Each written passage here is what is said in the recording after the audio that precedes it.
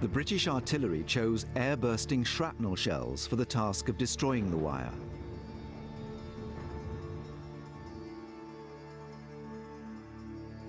On a test range in England, Lieutenant Colonel Simon West simulates the effect of shrapnel on barbed wire.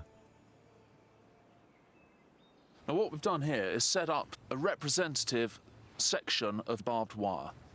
And what we're going to do is to fire a shrapnel shell into it and see what damage that causes. Modern wire is used in place of original German barbed wire. The shrapnel shell we've put up on the top of a pole here to represent the position in which the shell operated as an airburst shell to throw the shrapnel down onto the ground. But shells had to be timed to explode at exactly the right height. There was very little margin for error. Well, as you can see on this cutaway from an original shrapnel shell, you've got a time fuse at the top.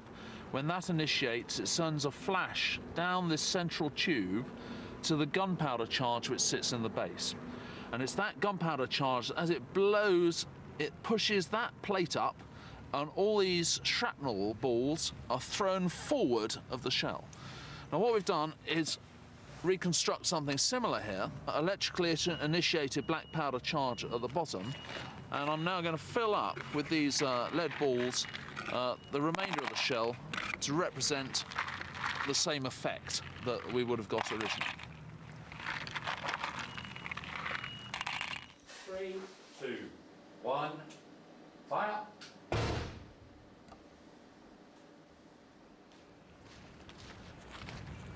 Well, the wire's looking pretty intact. I can't actually see any damage to the wire at all, but I can begin to see holes now in the ground where the shrapnel's been fired down. Of course, that's just the effect that you want when you're shooting at personnel in the open, but no obvious damage to the wire.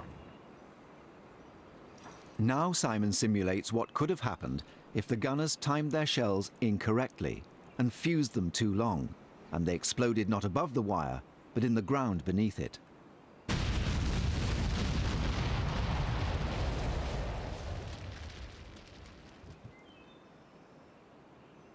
In terms of damage to the wire, well, there's a bit of smoke blackening, but still none of it's cut. Even under ideal test conditions, using modern wire, less formidable than the German wire, shrapnel has so far inflicted little or no damage. Just what kind of weapon would it have taken to smash the German defences?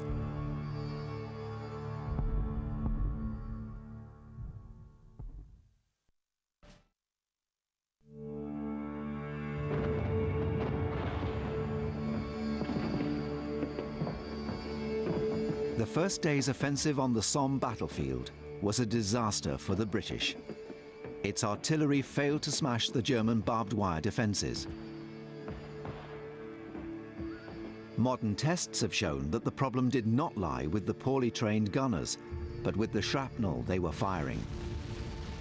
Could the British artillery have fired other types of ammunition? The other type of shell that should have been available to the 18-pounder was the high explosive shell. And what we've done here is recreated that, cast steel body, filled with high explosive, and I'm going to put that in the ground to act as if it was going off on point detonation, and we'll see what damage that does to the wire.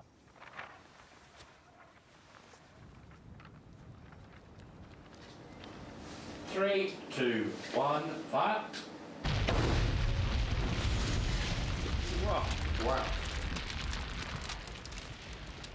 The contrast with shrapnel is striking.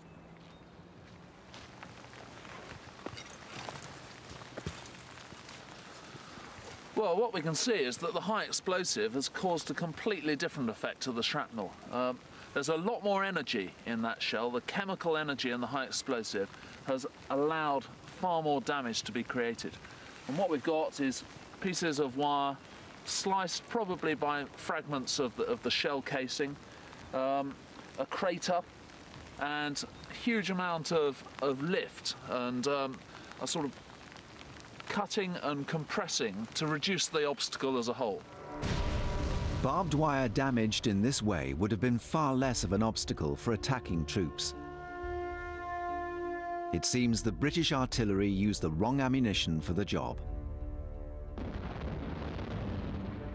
Responsibility for this poor decision lies with British military planners. They had expected fast-moving battles in open terrain, and so had stockpiled shrapnel. There were no such supplies of high explosive. It was a miscalculation that cost British infantrymen dearly.